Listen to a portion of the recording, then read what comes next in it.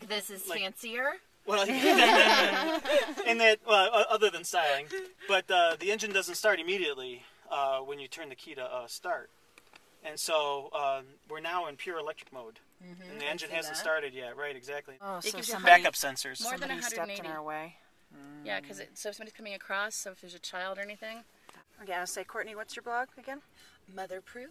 Motherproof, and it's motherproof.com? Yeah, we're a part of cars.com. Awesome. The entertainment system, as we're Oh, yeah, I guess I could do that. Because that's the most important part. In the end, it is about the radio and the GPS. They say, well, what you see here is what we call the home screen. It basically, right now, since the radio's off, there's nothing on this side of the display, but it'll give you sort of a half screen display of the navigation system. If we turn the radio on, of course it has Sirius satellite radio, AM, FM, CD. I like this screen. This is, again, a screen that kind of gives you a little bit of insight as to what the system's doing. Little graphical display to show the different components, the high voltage battery, the electric motor, and the gasoline engine. And you'll see a lower section that's highlighting green at the bottom called EV.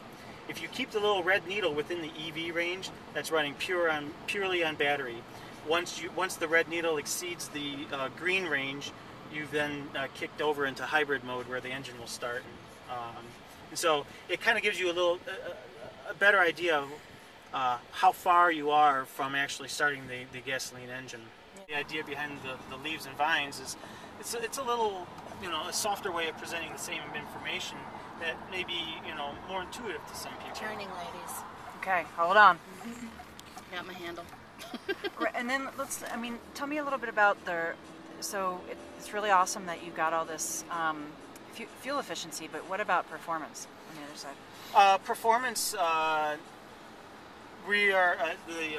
acceleration is better than the i4 Fusion, and not quite up to the V6 Fusion.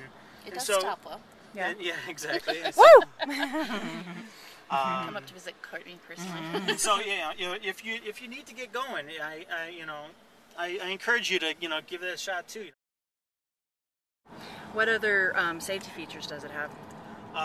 It's got 6 airbags, 2 up front, 2 curtains, and then 2 seat airbags. If you notice, there's a little. Somebody's riding in your blind spot. Yeah, and you try to change. In the side mirrors, there's a small little orange LED that will light up when there's a car actually in the blind spot for that mirror. It only mirror. does it if it's riding your blind spot, not if, like, say, you're parked to the light or anything else. It actually gauges it. So if somebody's passing you, it won't do that.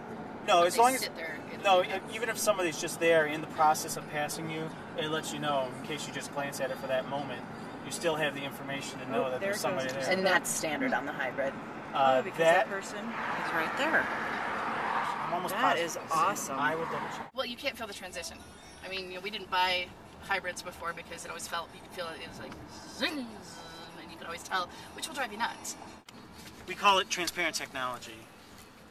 Making the hybrid system as invisible as possible and making it seem as normal as possible without having all the transitions that go back and forth between gasoline and electric modes.